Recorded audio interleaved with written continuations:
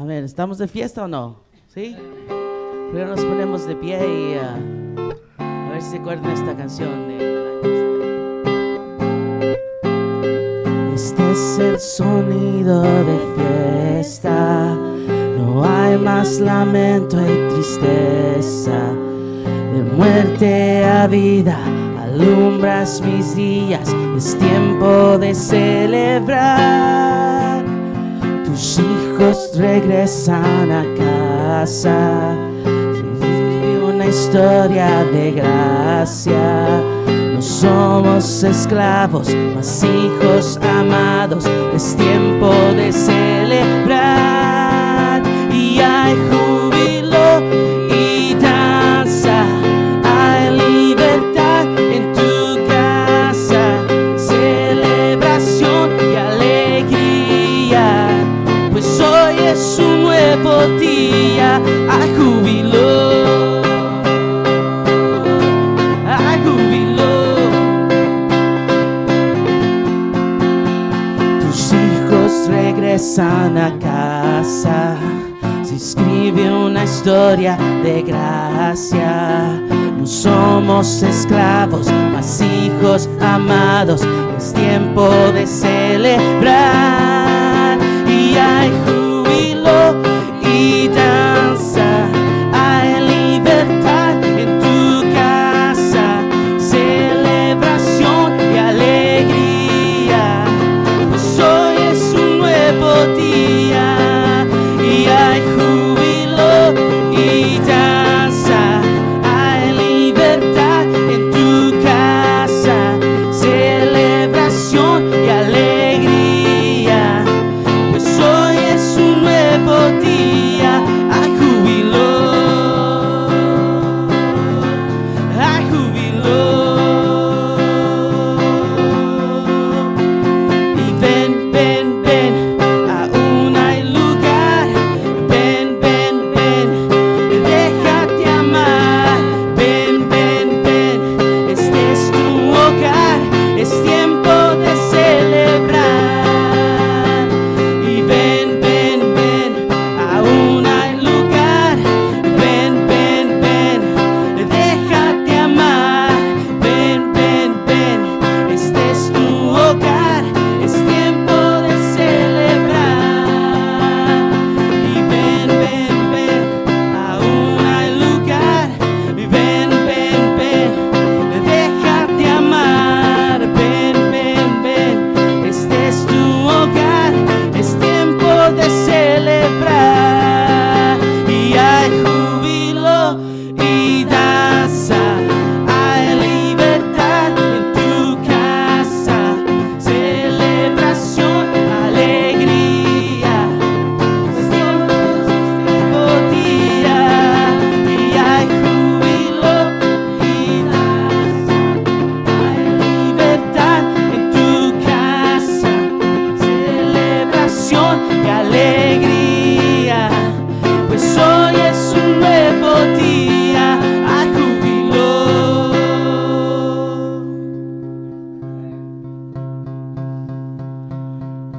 Mejor es un día en la casa de Dios que 1000 años lejos de Él.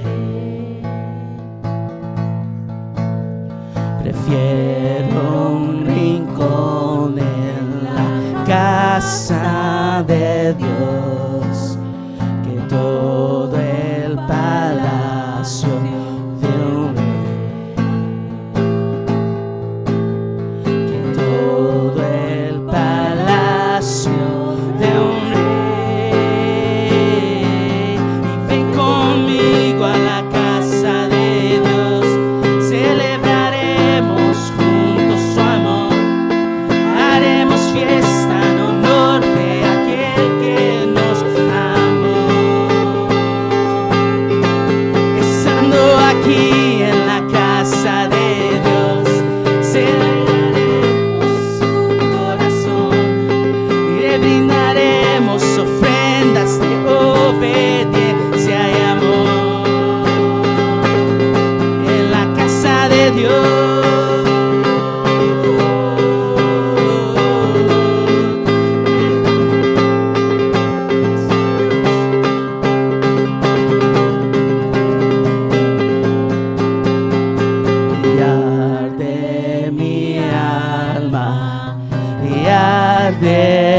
amor, porque el que me dio la vida, por eso le anhela mi corazón, anhela de su compañía, anhela de su compañía. Y ven conmigo a la casa de Dios, celebraremos juntos su amor y alabaremos de aquel que nos amó. Estando aquí en la casa de Dios, alegraremos su corazón y le brindaremos ofrendas de obediencia y amor. Y ven conmigo a la casa de Dios, celebraremos juntos su amor y haremos fiesta en honor de aquel que nos amó. Estando aquí en la casa de Dios, haremos su corazón y le brindaremos ofrendas de obediencia y amor. En la casa de Dios,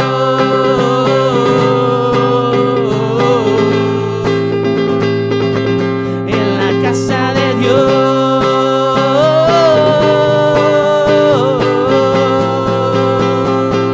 en la casa de Dios. ¿Están alegres de estar en la casa de Dios? Amén. Yeah. Es el año nuevo, ha estado lloviendo bastante, pero aquí todavía está la iglesia, ¿no? Firme. Amén.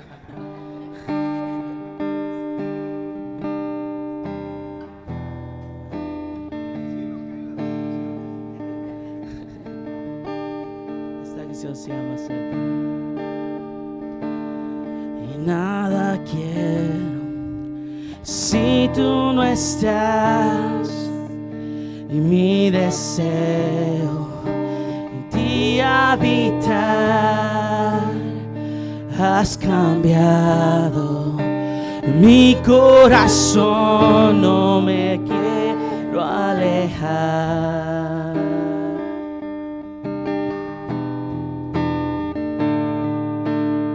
Nada quiero si tú no estás,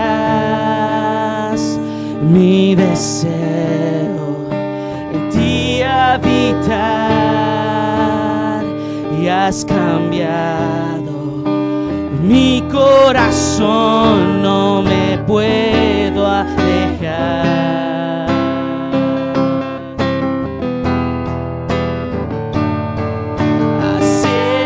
Acércame, Señor, yo quiero sentirte, yo quiero sentirte. Acércate, Señor, yo quiero oírte, yo quiero oírte más y más. Yo quiero sentirte, Dios, más y más.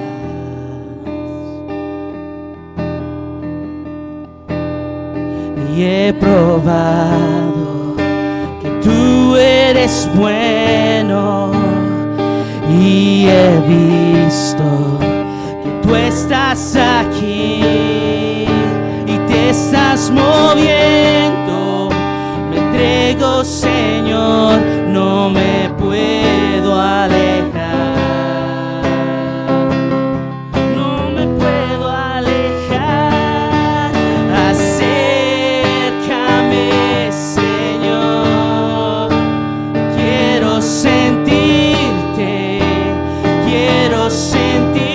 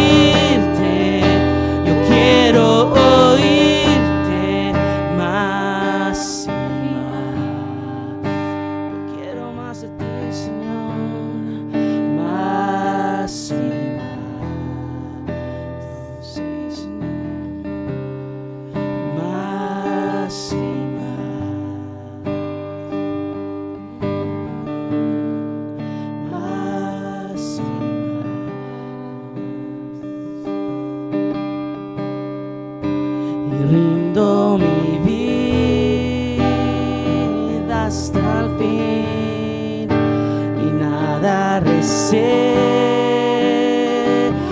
de ti. Toma completo lo que yo soy, no me quiero alejar.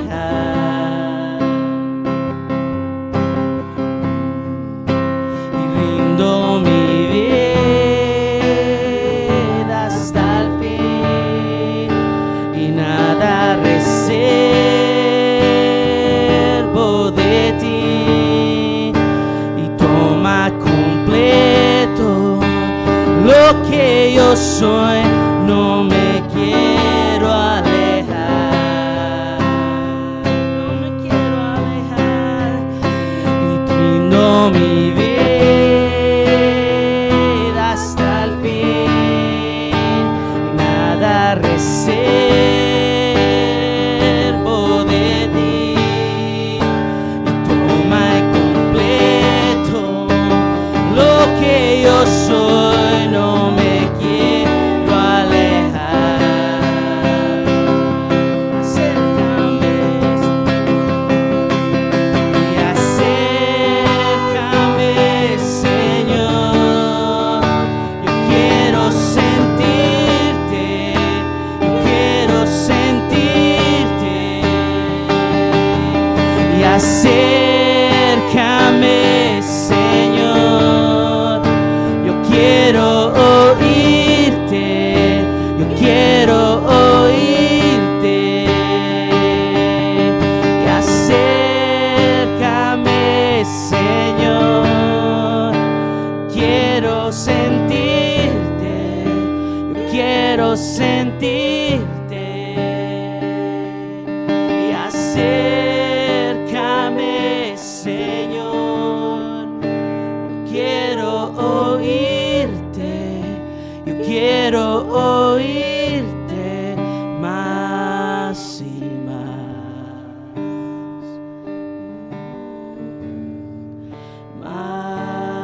y más.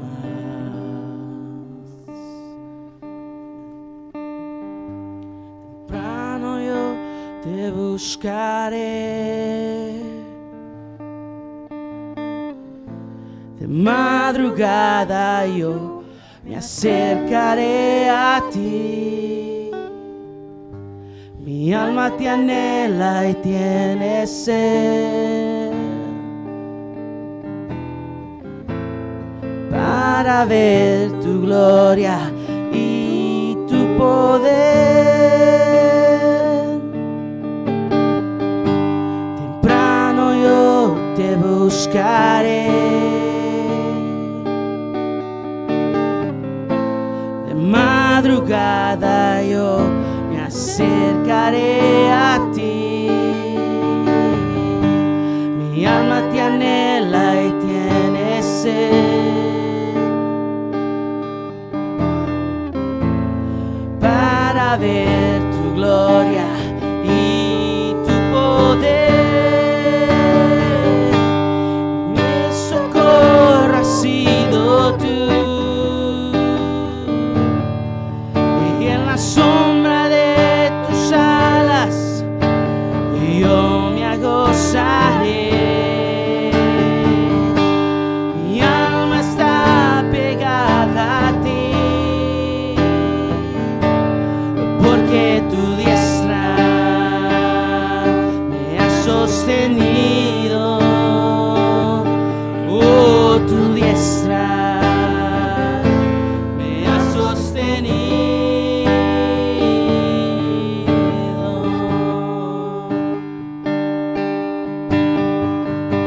Temprano yo te buscaré, de madrugada yo me acercaré a ti. Mi alma te anhela y tiene sed para ver tu gloria y tu poder. Y mi socorro ha sido tú, y en la sombra de tus alas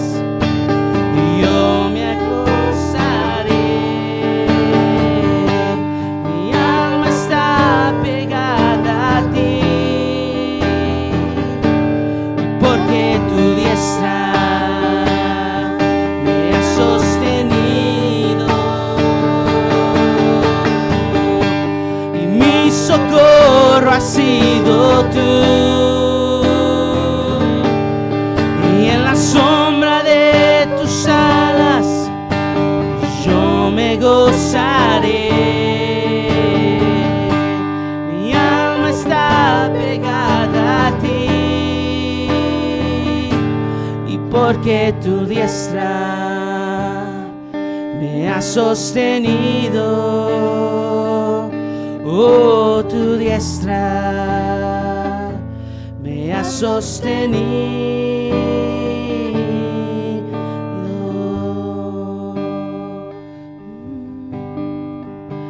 Mi alma está pegada a ti, y porque tu diestra me ha sostenido. Yo, tu diestra me ha sostenido.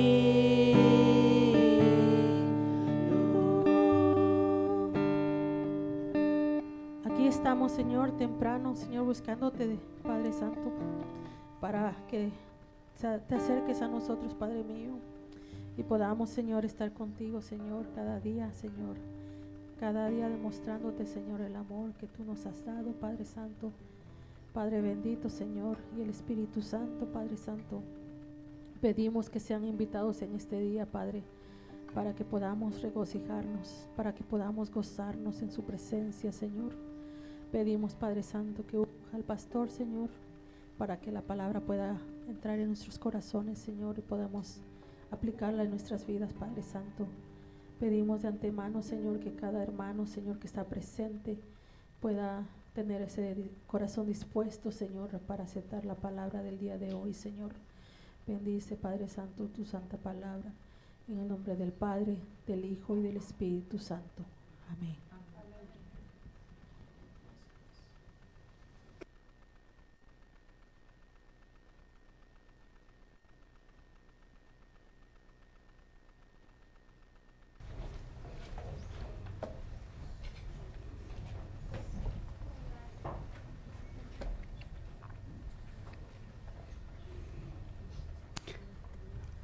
Creo que... Bueno, hermano, gracias a Dios por otro domingo más, ¿verdad? Ya, bienvenidos los hermanos mexicanos que andaban por México, ¿verdad? No los veíamos en la iglesia desde el año pasado, ¿verdad? Desde el 2022 hasta el 2023 los venimos a ver. Qué bueno es tenerles con nosotros de regreso. Estamos, hermanos, en la serie que comencé apenas el domingo pasado. Este año es un año donde la meta es regresar como iglesia a las bases fundamentales del cristianismo. Y se oye así como que fuera meta de nosotros, pero el sueño mío es más bien que fuera de toda la iglesia del Señor Jesucristo, porque a nivel mundial la iglesia del Señor Jesús ha ido cambiando su camino, al punto que el domingo pasado estaba explicando yo la urgencia que hay, y alguien lo dijo de esa manera: lo que necesitamos como iglesia es dos cosas: o que venga Cristo ahorita mismo y nos lleve y se acabe todo, o que la iglesia, si Cristo no va a venir todavía y va a tardar otros 1000 años, que sea reformada nuevamente. Sí, la iglesia comenzó pura, y regresar a las bases es siempre una clave bíblica. Les voy a decir por qué yo creo en eso. Dios instituyó en el Antiguo Testamento, en Génesis, la familia, el matrimonio, y dijo cómo funcionara. En el Nuevo Testamento Dios instituyó, o claramente dice Jesucristo instituyó: en esta piedra edificaré mi iglesia. Cristo instituyó la iglesia en el Nuevo Testamento. Tipológicamente, la misma Biblia describe que la iglesia es igual que la familia. Cristo es la cabeza de la iglesia, igual que el marido es cabeza de la familia. Y la esposa debe estar sujeta al marido como cabeza, así como la iglesia está sujeta a Cristo como su cabeza. El esposo debe amar a su esposa, así como Cristo amó a su iglesia y se entregó a sí mismo por ella, hasta el punto de morir por ella. Ahora, yo no sé cuántos esposos están al tanto de que si tenemos que morir por nuestras esposas, deberíamos hacerlo, ¿no? Deberíamos hacerlo. Algunos más bien queremos que se mueran ellas, ¿verdad? Pero no morirnos nosotros. Pero así están también las cosas con la iglesia. Ustedes saben que una de las cosas que se enseña en la escatología es que al final de todo, la iglesia, el Espíritu Santo, se le va a presentar a Jesucristo pura y sin mancha. Y la iglesia es la novia y Cristo el Cordero es el novio. Y se celebrará allá en las nubes las bodas del Cordero. Entonces, lo que instituyó en el Antiguo Testamento como familia y lo que instituyó en el Nuevo Testamento como iglesia, ambos tienen relación a través de toda la Biblia. Ahora, para cuando Cristo vino al mundo, el matrimonio y la familia estaban hechos pedazos. Ya la sociedad estaba desbaratada. Y vinieron a Cristo con preguntas, y pues una de las preguntas fue esa. Esa pregunta vino ahí: ¿es lícito dejar a la mujer? Y Cristo dice: bueno, por la dureza de vuestro corazón, Dios permitió el divorcio a través de Moisés. Y Moisés les dio carta de divorcio. Pero ¿qué es lo que dice después del versículo de labios de Jesús? Pero al principio, ¿qué? ¿Y qué es ese principio? Génesis, cuando Dios instituyó el matrimonio. Cuando Dios instituyó el matrimonio, no lo instituyó para que ocurriera después el divorcio, sino que lo instituyó y puso las bases exactamente para que funcionara. Pero ya se había deteriorado todo. Jesucristo lo que hizo fue volver a las bases iniciales, porque allá estaba la pureza del matrimonio. Y si esa pureza no hubiera sido mancillada por el pecado, otra cosa hubiera sido a través de toda la historia.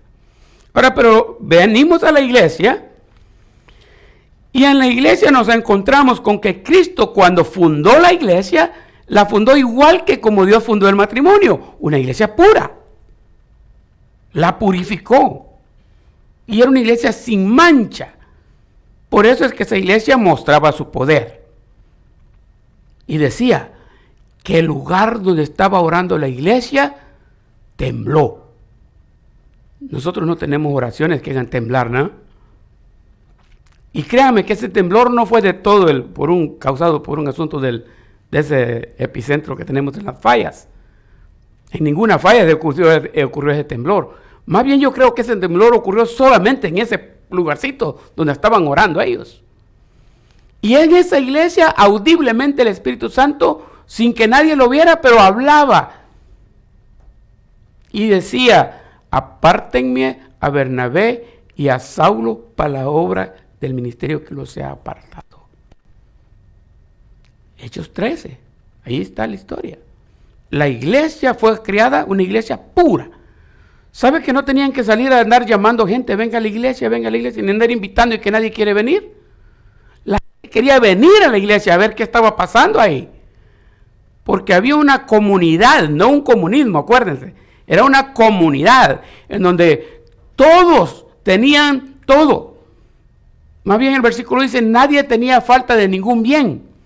Pero cuando se convertía alguien al Señor, vendía sus propiedades y traía el dinero a la iglesia para que la iglesia lo administrara. Y ese dinero era suficiente para repartirlo entre todos y vivían una comunidad linda. Era tremendo eso.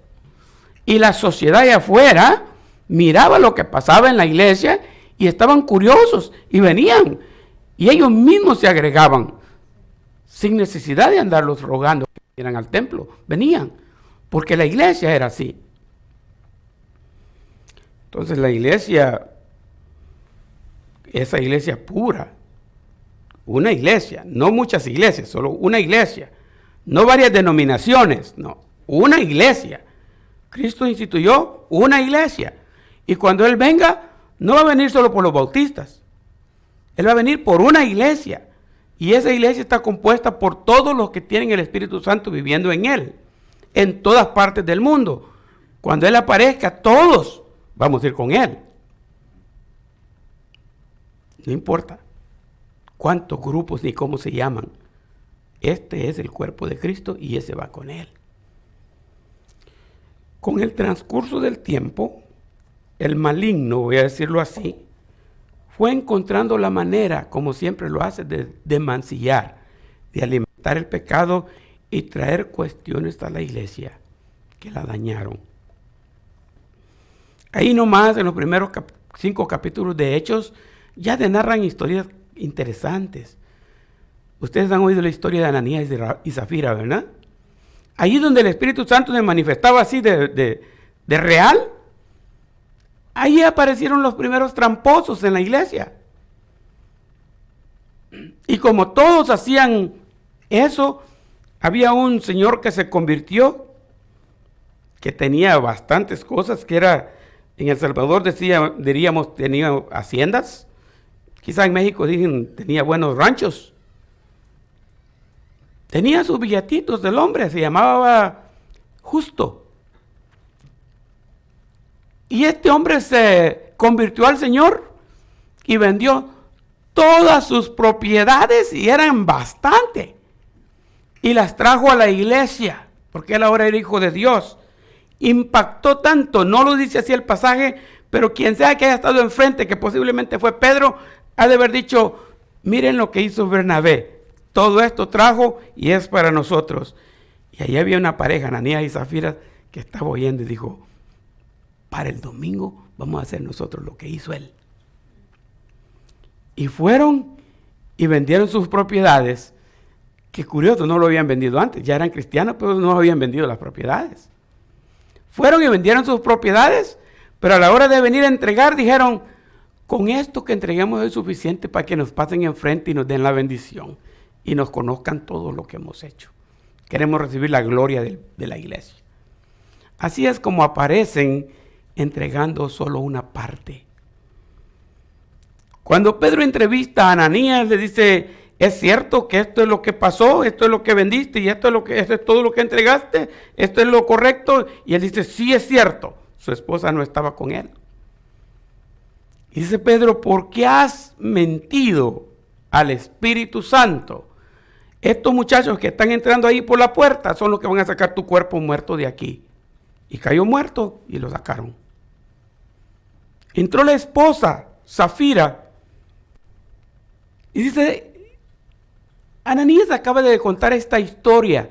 ¿Es cierto que la cantidad que entregó él es exactamente la que recibieron por lo que vendieron? ¿No se quedaron con nada?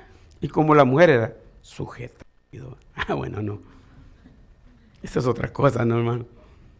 Y como la mujer obediente, ¿verdad? Sí, Señor, es exactamente lo que él dijo. Ella tiene la última palabra, ¿no? Dice, mira, esos muchachos que vienen ahí son los que sacaron a tu marido muerto y ahorita te van a sacar a ti también. ¡Bum! Cayó ella. Ahora, toda la iglesia está ahí viendo lo que está pasando. ¿Se atreverían ustedes a ser el próximo en mentirle a los apóstoles? Sabiendo que el que miente cae ahí y se muere. Pero ese era el poder de la iglesia en aquel entonces. Así se manifestaba el poder del Espíritu Santo en aquel entonces. Literalmente, si decimos que aquí está el Espíritu Santo, ¿qué creen? Aquí está el Espíritu Santo. Esa iglesia se conoce como la época medieval. Para los 1500 había pasado por una serie de situaciones adversas, voy a decirlo en cierta manera. Habían habido algunos cambios. El que más le afectó, más dañó a la iglesia, fue cuando la iglesia se asoció con el Imperio Romano en tiempos de Constantino, por el año 350 por ahí. Porque cuando la iglesia se asoció con el imperio, negoció ese arreglo.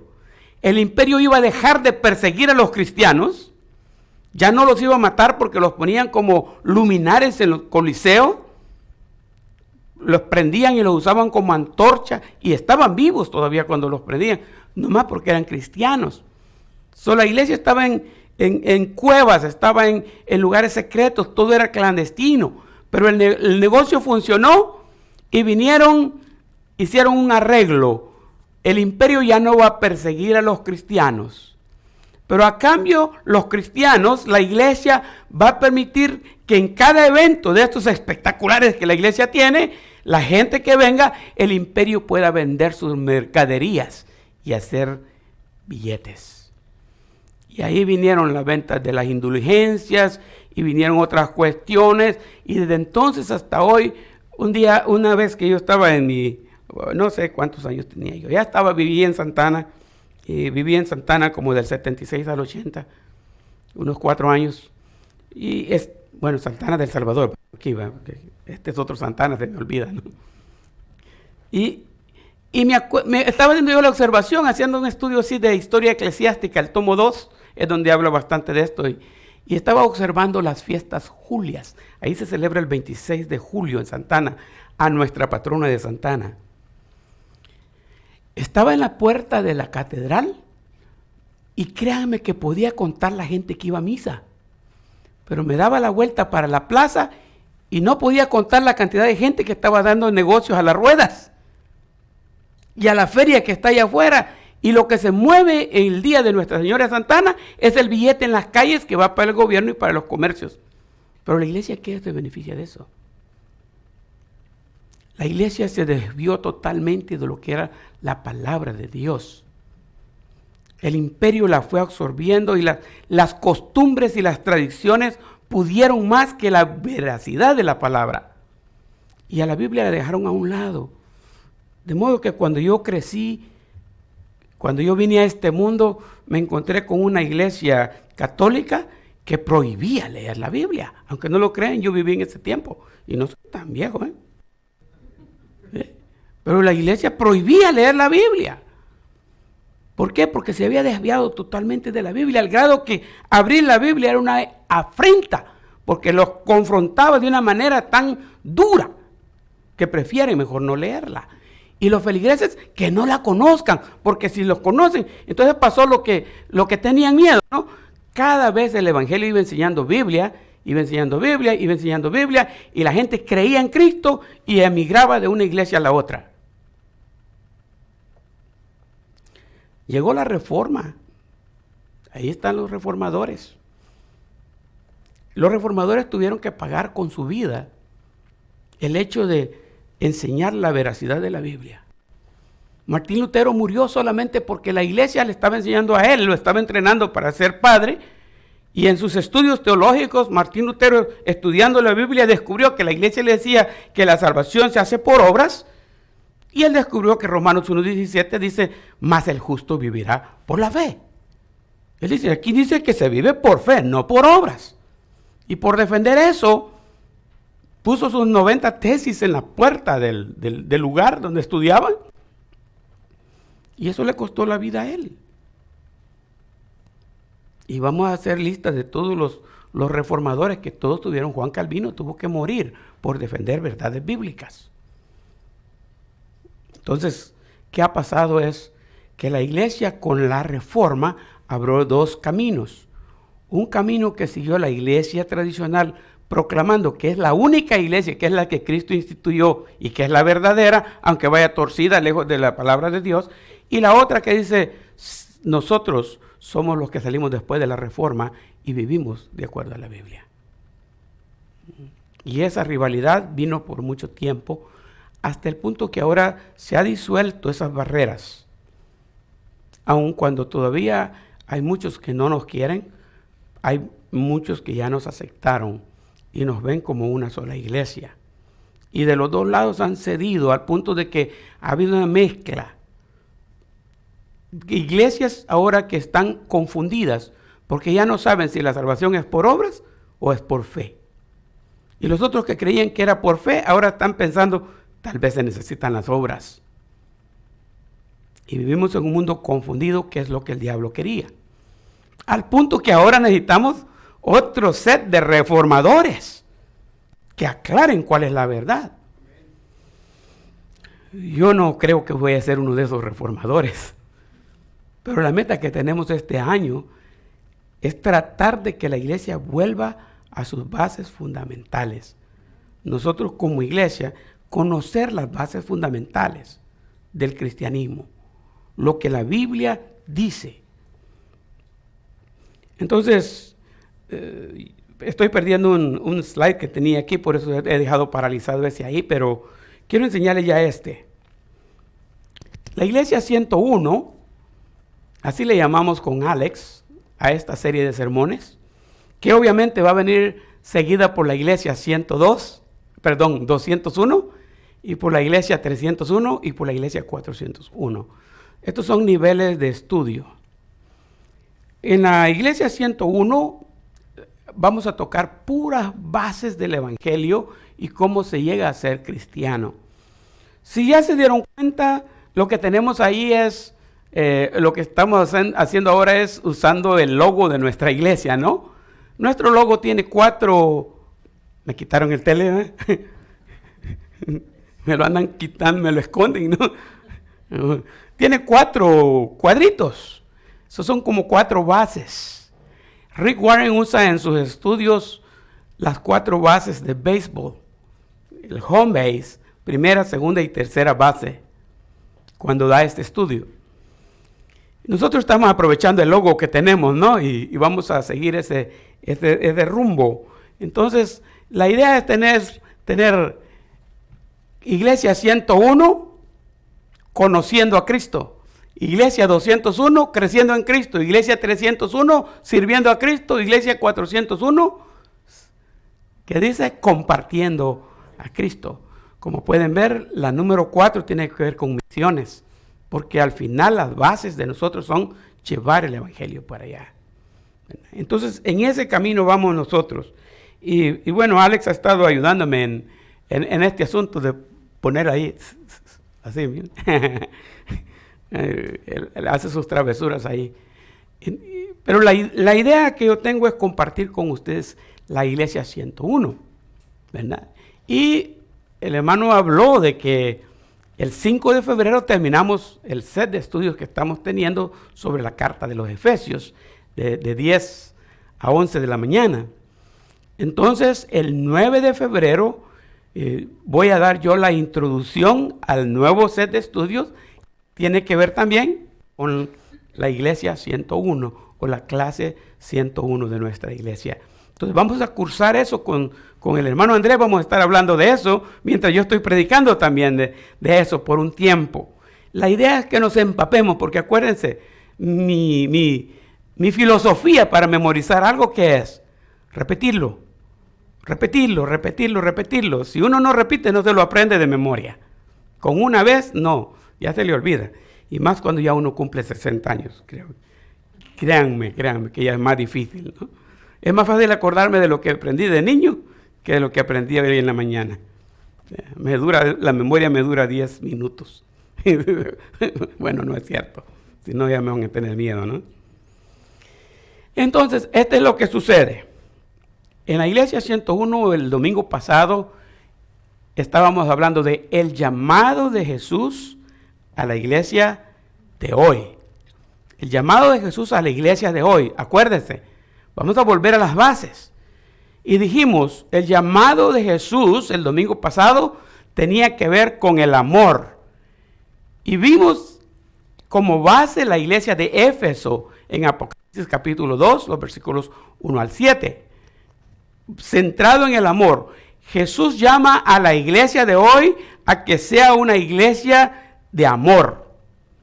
Y vimos cómo la iglesia de Éfeso era muy buena para practicar el amor, pero que cuando Cristo le dio este mensaje al ángel de esa iglesia, que también explicamos sobre el ángel, al ángel de esa iglesia, ya le tenía un reclamo. ¿Y cuál era el reclamo? Pero tengo contra ti que has dejado tu primer amor. Y pues por ahí dicen algunos, pues hay que agacharse porque ahí viene la piedra, ¿no? La iglesia de hoy día ha dejado su primer amor. Y tenemos que ver cómo volvemos a esa base que tiene que ver con el primer amor. Y ser una iglesia que muestre amor, que muestre cariño. Y que cualquier persona que viene aquí nos vea como familia. Que no estemos por ahí segregados en grupos, no. Una iglesia que muestra amor, pero no solo de palabras, sino que de hecho. Y donde vemos una necesidad, vamos y ayudamos. Esa es la idea. Iglesia 101, en este domingo vamos a hablar que el llamado de Jesús a la iglesia de hoy tiene que ver con la persecución. y con el sufrimiento. Y vamos a utilizar Apocalipsis 2, versículos 8 al 11, que tiene que ver con la iglesia de Esmirna. Voy a utilizar algunas de estas iglesias porque eso es el fundamento. Ahora, antes de seguir, quiero decirles, el libro de Apocalipsis para muchos es peligroso hasta estudiarlo y algunos no quieren ni verlo ni leerlo. Pero es un libro muy simple, no es confuso. Sí puede ser confuso si usted no tiene las direcciones correctas para interpretarlo, pero una buena hermenéutica le va a dar sabor al Apocalipsis, al punto de que usted comienza y no quiere parar de estudiarlo. Yo de repente pensé en dar el estudio del Apocalipsis una vez en la iglesia donde estábamos antes y dije, hermanos, en 3 meses voy a estar estudiando Apocalipsis. Cuando acordé llevaba 2 años y todavía no estaba cerca de terminar el Apocalipsis. Y los hermanos, no se preocupe, sigamos que no hay prisa, ¿no? Y a mí me gusta que digan eso. Así que seguimos. No es confuso.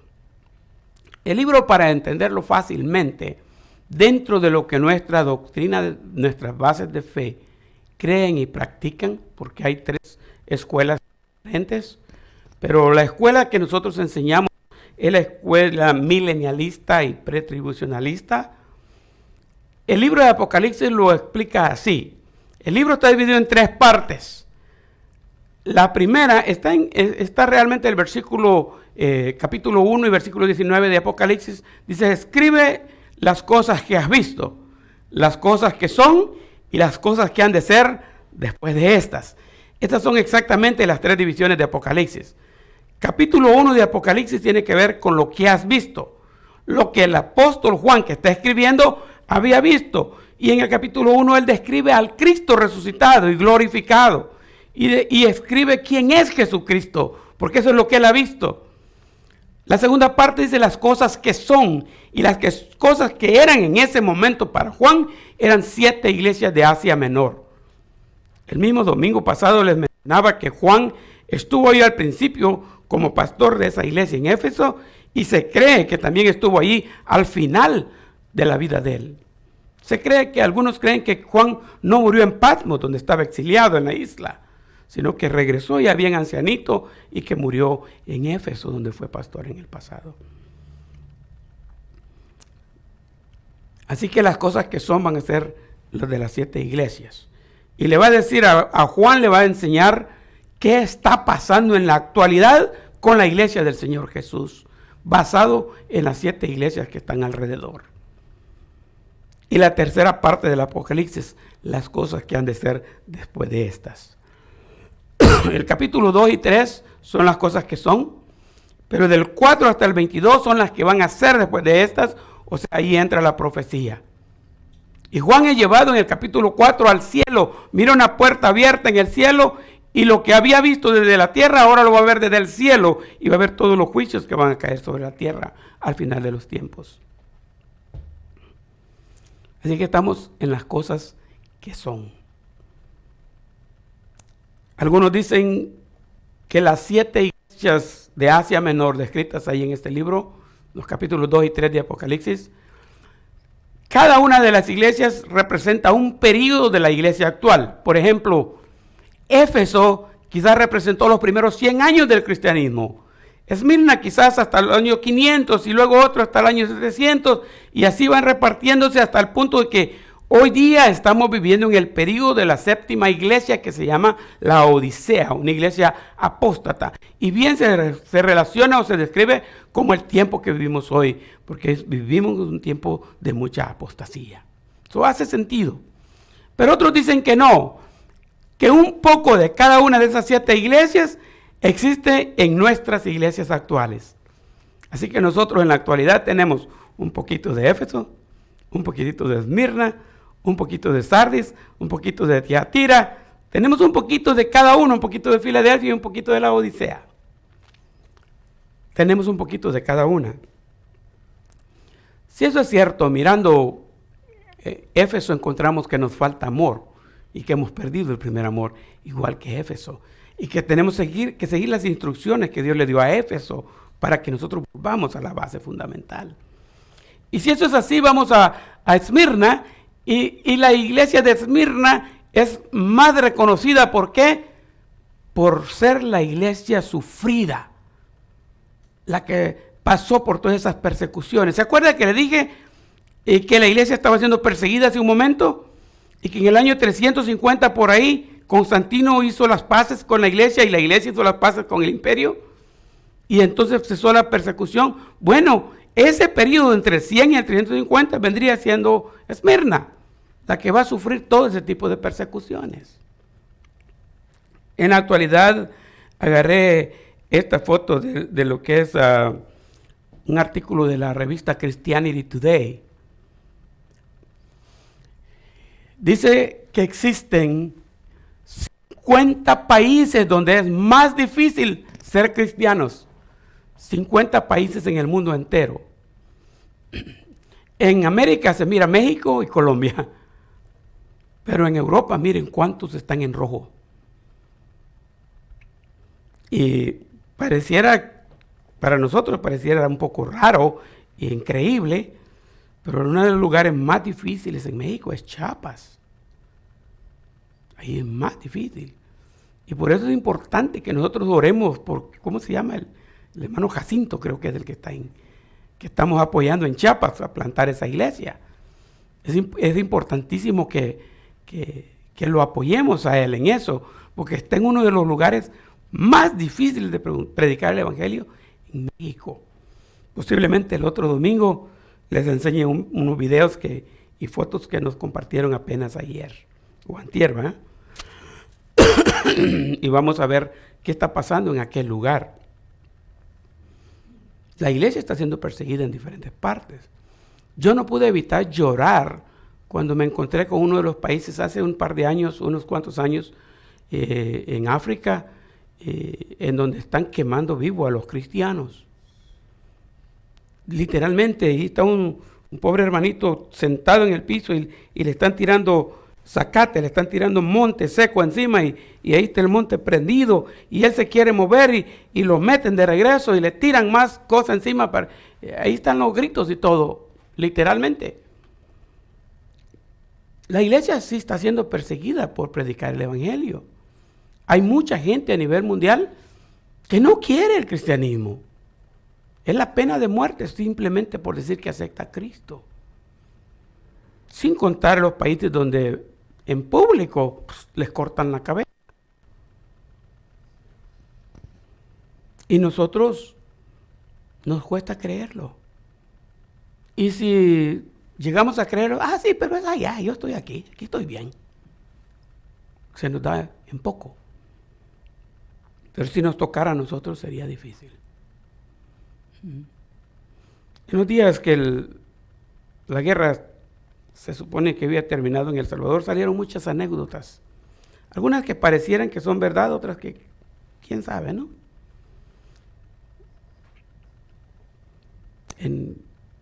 La costumbre era cuando había un retén militar, era que lo bajaban a uno de los buses. Y alrededor del bus tenía que ponerse uno, teniendo el bus así, ¿no? Con los pies bien abiertos, porque le daban una patada bien fuerte a uno, si no los tenía bien abiertos. Y allí iba a pasar alguien revisándolo a uno, buscando por armas, revisándole los documentos para ver si no eran documentos falsificados de extranjeros que se hacían pasar por salvadoreños para alimentar más la guerra. Y cuentan que en esta anécdota que en una ocasión, ya que los habían revisado a todos, dijo el que mandaba ahí en el ejército, dijo: ¿cuántos de los que están aquí son cristianos? Levanten la mano o den un paso al frente. Y como ahí es atemorizante porque están los fusiles apuntándole a uno. Entonces, unas cuantas personas tuvieron el valor de pararse al frente y decir: yo soy cristiano. La anécdota dice que esos fueron los únicos que dejaron ir. Los demás los mataron. Pues contaron la anécdota de otra manera. No tienen que creerme esto, porque otra vez, ¿verdad? Pero piensen bien si ustedes se ven confrontados con esto. Entró el grupo armado a la congregación a medio sermón del pastor. Y dijo, ¿cuántos aquí de verdad son creyentes? Dijo. Y con los fusiles apuntando a la congregación, pónganse de pie, queremos verlos. Otra vez pasó la misma historia. Al final, unos cuantos tuvieron valor. Dice, si me toca morir por decir que soy cristiano, me muero. Y se pusieron de pie. Todos los que no son cristianos, sálganse porque los vamos a llevar. Y se llevaron a todos los demás. Ya que iba saliendo, dice, pastor, ya puede seguir predicando. Esa es la verdadera iglesia. Se dejó la iglesia vacía. Pueden ser fábulas. Si en un momento a usted le tocara defender su fe a través de entregar su vida, ¿lo haría? ¿Cómo reaccionaríamos? Pues alguien nos dice,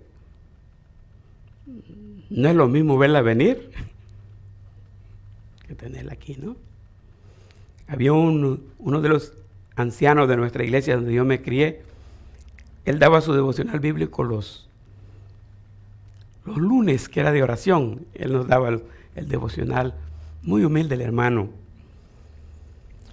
Pero me recuerdo muy bien el día que contó la anécdota de aquel que andaba todo renegando por su vida, protestaba y traía un bulto de leña, venía con el bulto de leña y decía, muerte ingrata, ¿por qué no me llevas? Yo ya no quiero este sufrimiento. Y dice que se le presentó de repente el esqueleto ahí, con ese gancho que tiene, ¿verdad? Dice que me estabas llamando, dice que le dijo, ¿para qué soy buena? Y se le queda viendo y dice, que me ayudes con el bulto, por favor.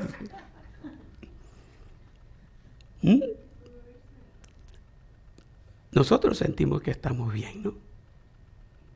Porque no hemos llegado a un momento de esos. El llamado tiene que ver con persecución. No entré en detalles, hermanos, pero en este mismo lugar la iglesia está siendo perseguida, no en un momento así, en una manera así de que personalmente nos enfrentan, pero en este mismo país están buscando la manera de deshacerse de la iglesia en general. Y están haciendo cosas como desde aprobar leyes antibíblicas, anti-iglesias, anticristianismo, anti-Dios, para obligarnos a nosotros a someternos a ese proceso de leyes. En las escuelas están enseñando lo que las leyes han aprobado a nuestros niños y no les importa mucho qué pienso yo o cómo cambio yo de parecer. Lo que ellos quieren es que mis nietos ahora sean adoctrinados de una manera diferente de lo que la Biblia enseña. Y de acuerdo a la cultura moderna de hoy, aceptando situaciones o cosas que son totalmente contrarias a la Biblia y hasta blasfemias al nombre de Dios. Pero nuestros niños van a crecer con una mentalidad totalmente diferente. Y si nuestros hijos, algunos de ellos, no entendieron lo que era la Biblia con que les enseñamos, y todavía nosotros decimos, fue criado en la iglesia, fíjense, pero venía a la iglesia de niño, y ahora se apartó. Piensen, esos niños nunca van a venir a la iglesia, porque la cosa va para peor. Son unos cuantos años, 10 años, 15 años, póngale más adelantito. El concepto de iglesia va a estar bien debilitado. Estamos siendo perseguidos. La iglesia está siendo perseguida. Hay cosas que yo de aquí no las puedo decir en el púlpito. Menos con los seguidores que estamos teniendo ahora, porque se nos están incrementando los seguidores, ¿verdad? Sí, en todas partes se está oyendo. Pero hay un momento donde la verdad bíblica tiene que sobresalir. La base que estábamos usando es Efesios 5, 1 y 2. Y ese pasaje dice así, ese versículo: Sed pues imitadores ¿de quién? No del mundo, ¿verdad? Sed pues imitadores de Dios como hijos amados. ¿Son hijos ustedes de Dios? ¿Qué tienen que hacer los hijos? Imitar a Dios. Y andad en amor. Por eso lo puse en rojo, porque de eso hablamos el domingo pasado. Como también Cristo nos amó y ahí está el sacrificio, ahí está la persecución. Así como hicieron con Cristo, así van a hacer con nosotros. Él se sacrificó por amor a nosotros y se entregó a sí mismo por nosotros. Ofrenda y ¿qué más? Sacrificio a Dios en olor fragante. Ahora vamos a hablar de que Cristo se entregó a sí mismo. Si tiene usted que defender la causa de Cristo, piense por un momento, Cristo defendió nuestra causa. Ahora es el turno de nosotros de defender su causa. Por eso Él vivió y por eso Él murió y por eso sufrió lo que sufrió, para que nosotros ahora fuéramos redimidos y ya redimidos hiciéramos el trabajo que Él quería que hiciéramos. Apocalipsis 2, 8 al 11, hablando a Esmirna, dice así: y escribe al ángel de la iglesia en Esmirna, el primero y postrero, el que estuvo muerto y vivió, dice esto: yo conozco tus obras y tu tribulación y tu pobreza, pero tú eres rico, entre paréntesis. Y la blasfemia de los que se dicen ser judíos y no lo son, sino sinagoga de Satanás. No temas en nada lo que vas a padecer. He aquí, el diablo echará a algunos de vosotros en la cárcel para que seáis probados. Y tendréis tribulación por 10 días. Sé fiel hasta la muerte, y yo te daré la corona de la vida. El que tiene oído, oiga lo que el Espíritu dice a las iglesias. El que venciere, no sufrirá daño de la segunda muerte. La primera muerte es la muerte física. Todos vamos a morir físicamente, excepto los que estemos vivos todavía cuando Cristo venga. Pero no todos vamos a morir la segunda muerte. La segunda muerte es la separación eterna con Dios. Los que somos cristianos, la segunda muerte no tiene poder sobre nosotros, porque la primera muerte es consecuencia del pecado, pero la segunda muerte es redimida por Jesucristo y vamos a estar con Él en la vida eterna. ¿Cómo se describe Jesús en este pasaje? En el versículo 8 dice: yo soy el primero y el postrero, el que vivo y estuve muerto. Piense bien, ¿quién es Jesucristo para nosotros? Podemos decir claramente que es el que nació de la Virgen María.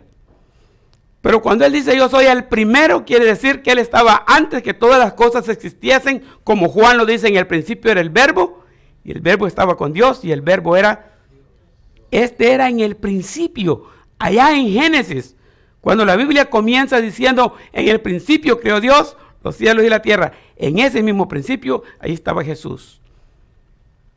Y Colosenses 1 dice, 16, 17 dice que Él es el primogénito de todo lo que existe, de toda la creación, y todo lo que existe por Él fue creado.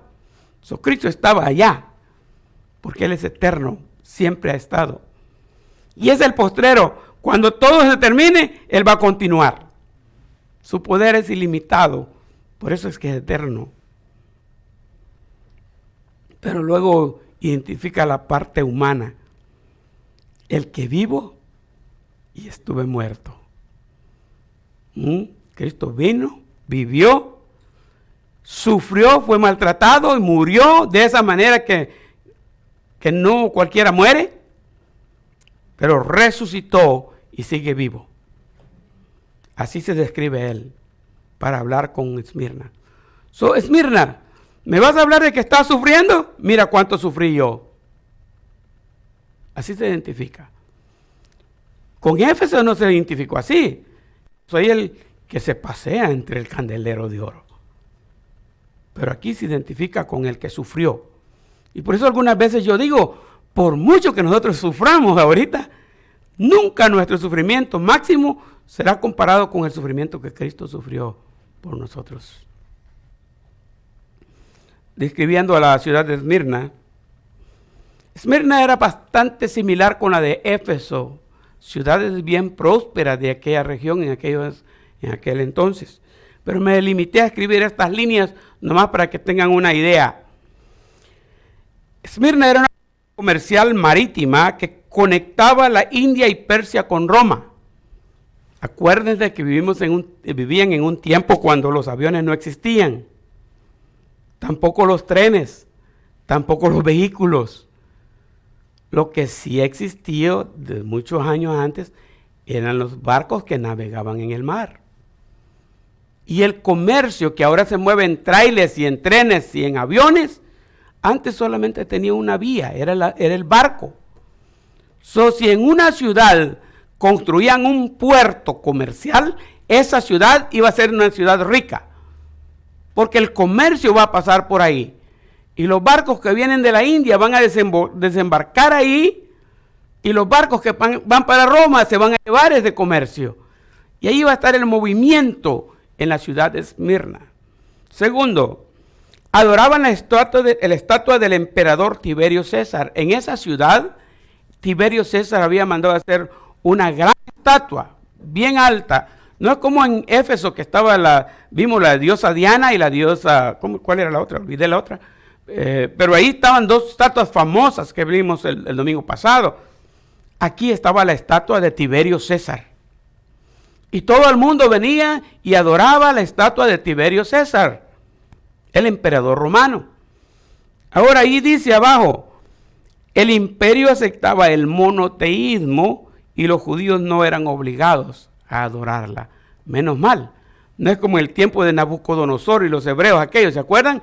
El que no adore la estatua de Nabucodonosor va a ser lanzado al horno de fuego. Aquí el imperio no decía eso. En las leyes del imperio consideraban que si alguien solo adoraba a un solo Dios, eso quiere decir monoteísmo. ¿Sí? La palabra politeísmo quiere decir que yo creo en muchos dioses. Y este es el Dios este es el Dios de este, y tengo muchos dioses, y bueno, si quiero que llueva, tengo que orarle a aquel Dios, y si quiero que no llueva, quiero orarle a este otro, y ahí tengo la cantidad de dioses, y yo tengo fe en esos dioses. Ese es politeísmo. Entonces está el monoteísmo, que dice que solo existe un Dios. Entonces solo hay tres organizaciones que somos monoteístas. Los cristianos, entre ellos evangélicos y católicos, y los musulmanes y los judíos. Creemos en un solo Dios. De ahí usted va a la India y hay muchos dioses. Va a otro lugar y hay tantos dioses, hay diferentes dioses. Monoteísmo quiere decir un solo Dios. Solo los judíos en Roma creían en un solo Dios. Y el emperador decía, está bien, si no adoran esta estatua, ellos creen en otro Dios, que adoren al Dios de ellos. No había problema con eso. No les obligaba. Esmirna era así. Note que uso la palabra judíos en general, pero en estos tiempos, en esos lugares, la mayoría de judíos que andaban por aquí habían salido de Jerusalén huyendo a la persecución que Jerusalén estaba, la persecución de cristianos. Son muchos judíos en esta área eran cristianos. Y cuando decimos judíos, estamos hablando de gran parte de ellos que eran cristianos. Versículo 9 está lo que Jesús elogia de los cristianos en Esmirna. Tengo que decirle que Esmirna y Filadelfia no reciben ningún reclamo en sus cartas. Como en Éfeso, leímos el versículo 10 que decía, pero tengo contra ti. Dios tenía algo contra Éfeso. A Esmirna no le dice eso. Si no, revisen el pasaje que leímos. No le dice, pero tengo contra ti que has hecho esto. No hay ningún reclamo de Esmirna. Y tampoco se lo hace a Filadelfia por algunas razones. Ahora, ¿qué es lo que Jesús elogia de los cristianos en Esmirna? Mire lo que dice el versículo 9. Yo conozco tus obras. ¿Y qué más? Y tu tribulación. Y tu pobreza. Entre paréntesis le escribió, pero tú eres rico. Y la blasfemia de los que se dicen ser judíos y no lo son, sino sinagoga de Satanás. Esto es lo que Jesús está elogiando de aquella iglesia. Aquellos del primer amor era el problema. Estos no tienen ningún problema que reclamarles. A estos mejor les elogia. Acuérdense que la frase yo conozco tus obras tiene que ver con que Jesús se da una paseadita por la iglesia y mira qué es lo que estamos haciendo. Y una vez yo les dije a los hermanos, y se me quedaron como asustaditos, ¿qué hicieran ustedes si por esa puerta ahorita entrara Jesucristo y dice, vengo a ver cómo les va? Y a ver fulano, y a ver sutano, y a ver qué estás haciendo con tu vida. ¿Qué harían? Harían la de aquel que quería la muerte. Ayúdame con el tercio de leña, ¿no?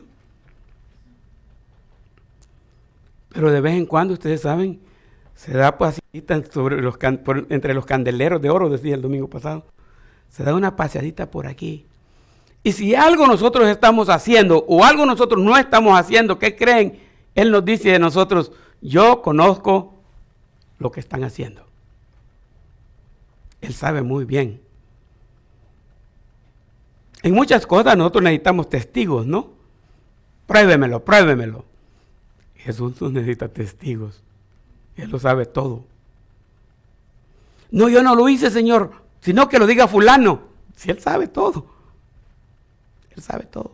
No valen esas cosas con Él. 4 cosas agarré de aquí para compartir con ustedes.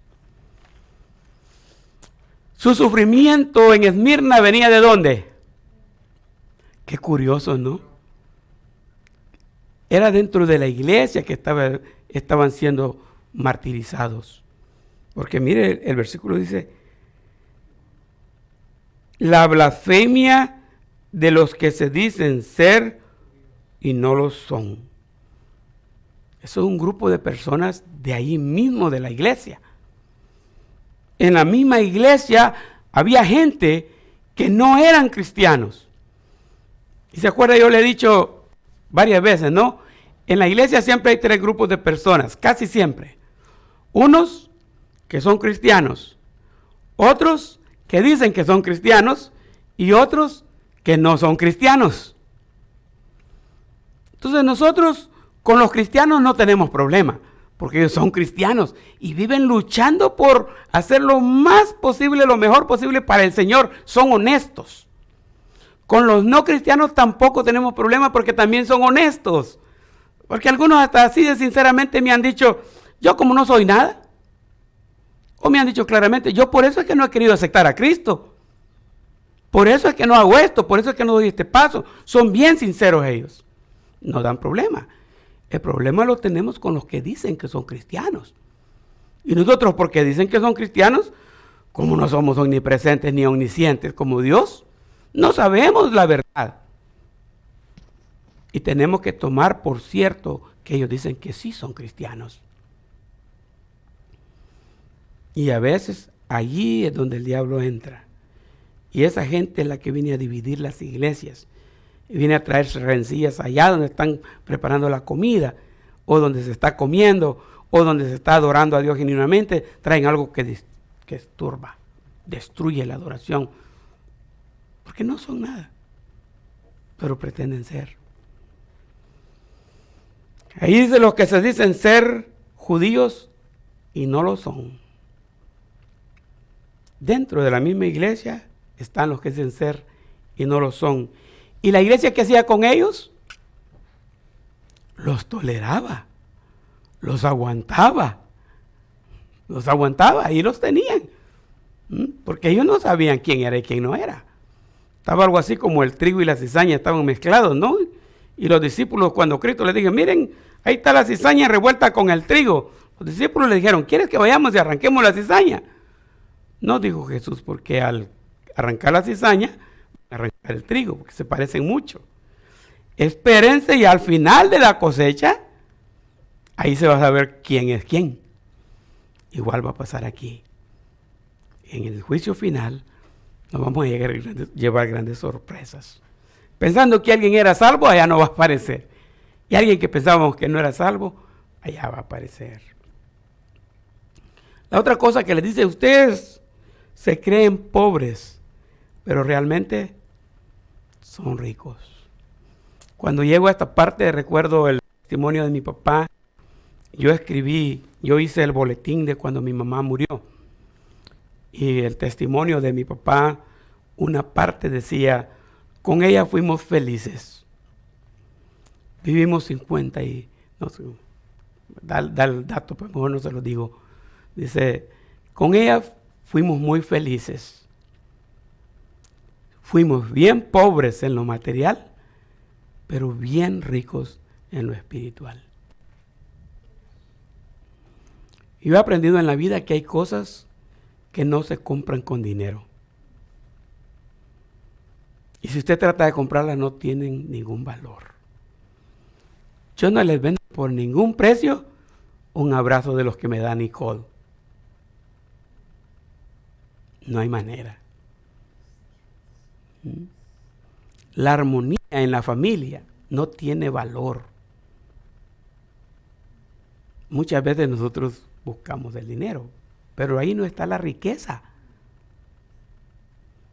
Se puede ser rico y tener grandes cantidades de dinero y ser la persona más amargada de la vida. O pueda que no tenga nada. Estaba leyendo una vez los consejos de alguien que alguien le dio en unas preparaciones prematrimoniales a una parejita. Es que no nos casamos todavía porque no tenemos dinero, no tenemos casa, no tenemos nada. Y él se enfocó en el amor.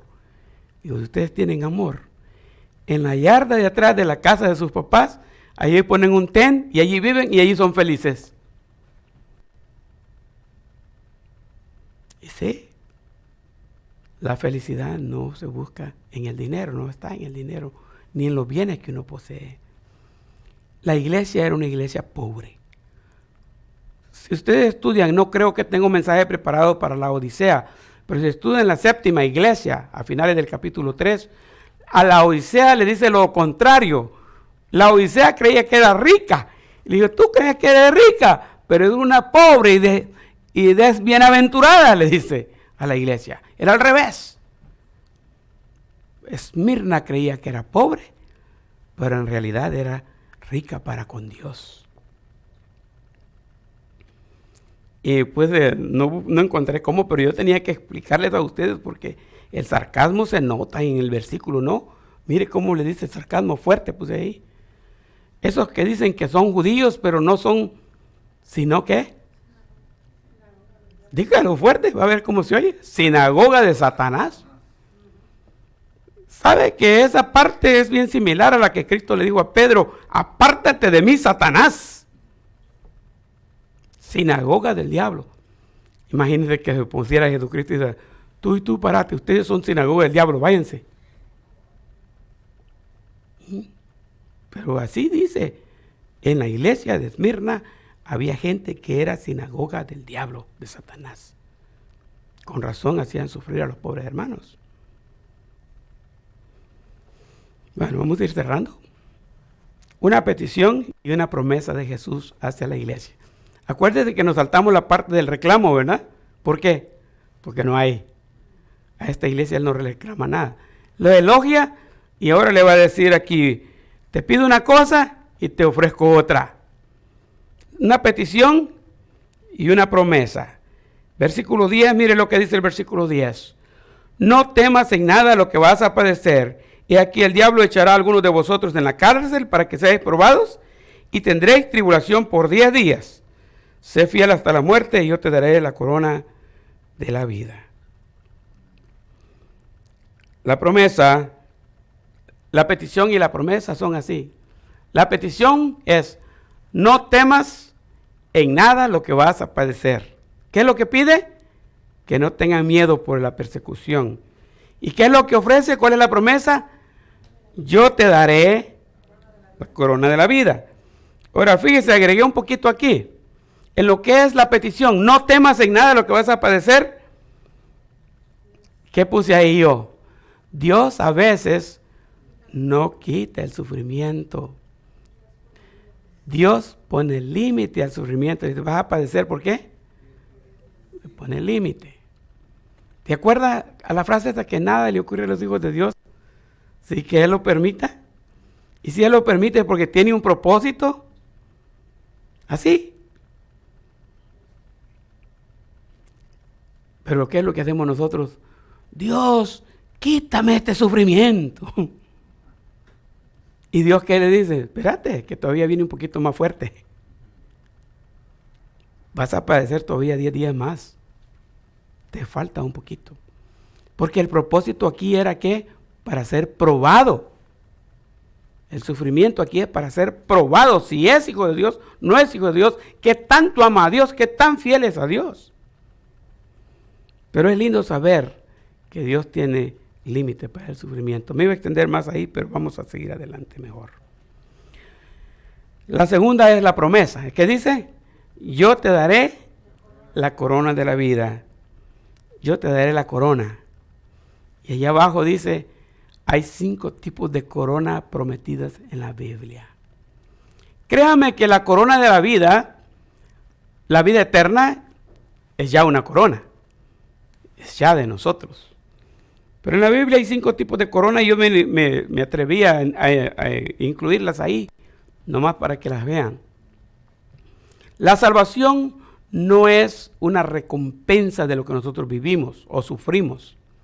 La salvación es gratis. Pero lo que hacemos para Jesucristo, eso es lo que cuenta para agarrar cualquiera de esas 5 coronas. Una es la corona incorruptible, otra es la corona de gozo, otra es la corona de justicia, otra es la corona de gloria y otra es la corona de la vida.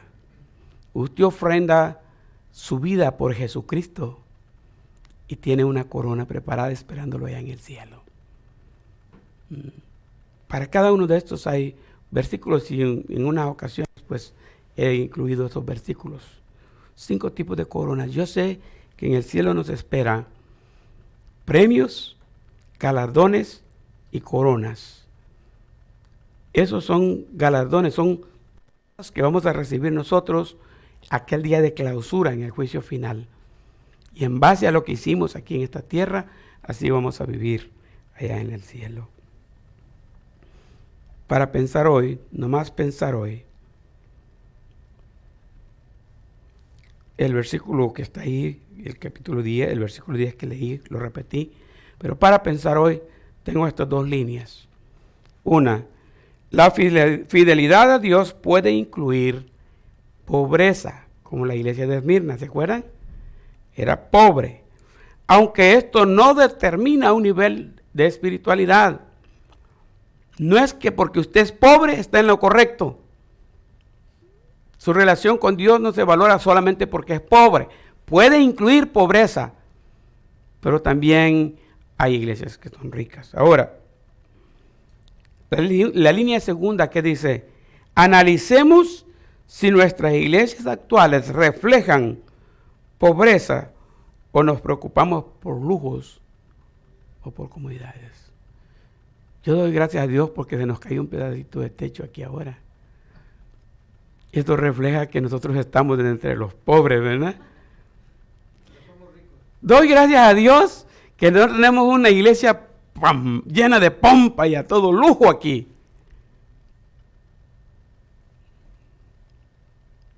Aunque eso no significa nada en lo espiritual. Aunque espiritualmente podemos ser bien ricos. Podemos estar bien. Qué bueno, ¿no? Si la meta de nosotros debe de ser perseverar siempre. Perseverar siempre. Solo aclaro, ser fiel hasta la muerte no es para la época actual. Muchos usan este versículo para decir que la salvación se puede perder si uno no permanece. Y uno tiene que permanecer hasta que se muere. Y un medio desliz perdió la salvación y ya no la hizo. No, el ser fiel hasta la muerte. Acuérdense que está hablándole a quién.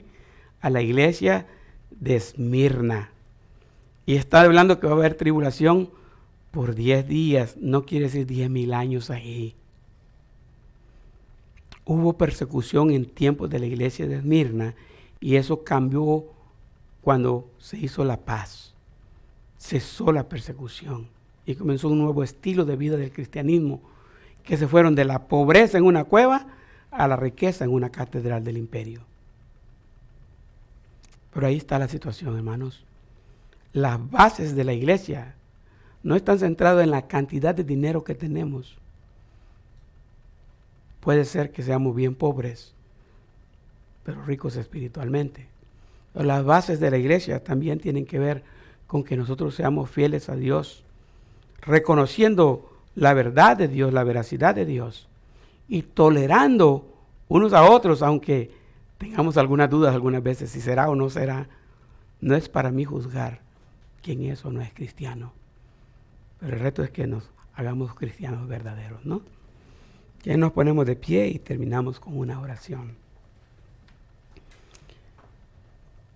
Padre, aceptamos el reto, el llamado de Jesús a la iglesia de hoy, es a que aunque estemos siendo perseguidos y veamos lo difícil que es evangélico ser cristiano en este tiempo, podamos mantenernos en el camino firme y podamos descubrir las verdades bíblicas para vivir hoy día y mantenernos en ella. Gracias por tener tu palabra, por tener acceso a ella y por vivir en un país que la persecución no ha llegado hasta ese extremo. Gracias porque nos permiten el culto.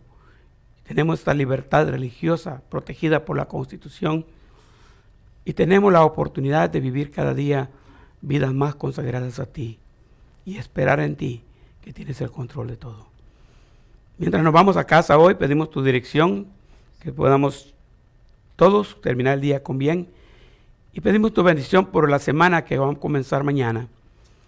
Confiamos en tu protección para nuestros hijos en las escuelas, por tu bendición y prosperidad para los trabajos de los cuales dependemos, por la sabiduría para relacionarnos bien y hallar gracia con nuestros patrones o con nuestros compañeros de trabajo. Ayúdanos a vivir en la familia una vida centrada en Jesucristo. Gracias, Dios, por dirigirnos en nuestro andar. Con tu paz y con tu bendición, ahora nos despedimos cada uno de nuestro destino. Lo hacemos en el nombre de Cristo Jesús. Amén. Dios nos bendiga, hermanos. Estamos despedidos.